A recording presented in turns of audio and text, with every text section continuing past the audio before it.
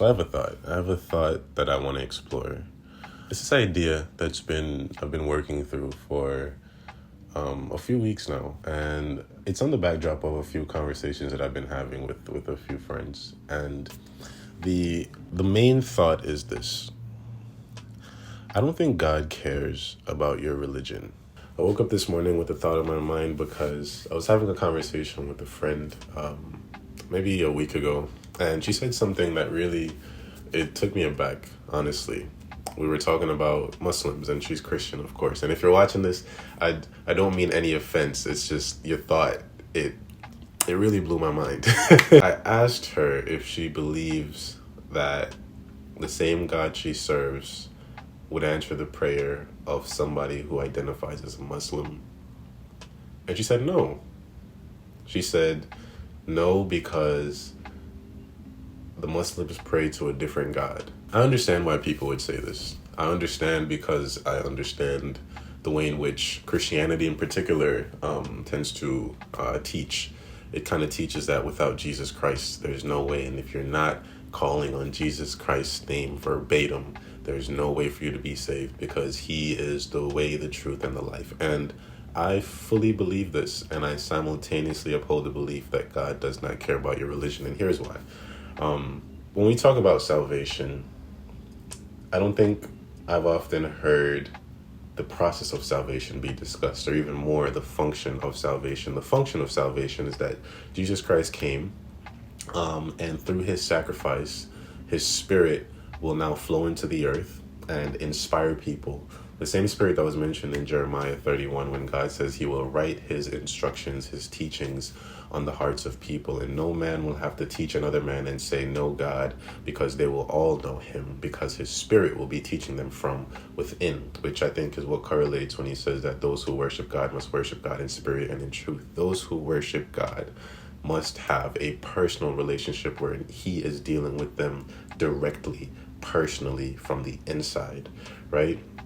Now, when I think about that connection there, what I find is that when I look out into the world, I see many people from many different religions who are exemplifying the characteristics and the transformation of the God that I've come to know. When you know somebody, when you know God for yourself, you can recognize his handprint in other people, because God is consistent. He may go about things in different ways, but he always comes out to the same result being the fruits of the Spirit, if you will. A person whose heart is transformed to exemplify or reflect his own characteristics of love, joy, peace, faithfulness, happiness, gentleness, all of these characteristics, right? And so the function then, in my mind, of Christ's salvation, or rather the mark of a person who is benefiting from Christ's sacrifice, is the transformation that is occurring in their lives through that spirit.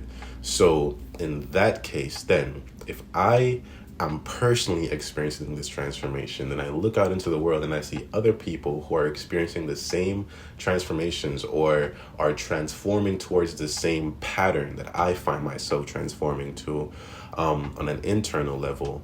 How then can I look and say, well, God doesn't love you, or God doesn't answer your prayers because you don't call yourself or subscribe to the religion that I subscribe to? From what I understand, God has never fought on behalf of a religion. He's always fought on behalf of the righteous. It goes right back to your heart posture. What I find then is I look into the world now, and from that perspective, I see God's children everywhere. I see God's children in Christianity. I see them in Islam. I see them in New Age spiritual beliefs, because I'm no longer looking for anybody to join a particular religion. So for these reasons and a few more, I don't believe that Jesus cares about your religion. I think Jesus cares about your transformation, and that journey, I think, will look very different for many people. I think this is why we look into the world and we see a lot of people deconstructing from Christianity, or a lot of people just finding their own connections with the Creator, and they may call him by all these different names or whatnot, but I don't think God cares about what you call him. I think he cares about the fact that you did. I think he cares more about the fact that you are engaging in a relationship that is actually transforming you. Whether or not people out there agree with you, whether or not people think it's right, you and yourself know what it is that you're experiencing, and I don't think that anybody is allowed to take that from you, because you may not be walking down the path that they're walking down. In totality, man, just keep living, keep taking care of yourself, keep loving, and understand that it's okay if your path is personal.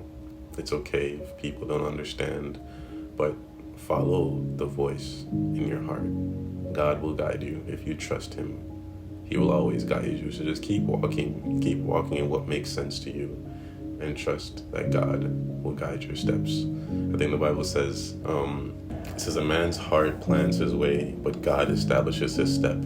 So follow your heart, trust your heart, follow what it is that you actually want to do in this life, genuinely, not limited to any perception of what a believer should do, what a Christian should do or shouldn't do. Follow what makes sense in your heart, and trust that God will establish your steps. Peace. In the ground we bury the seeds of a pear tree,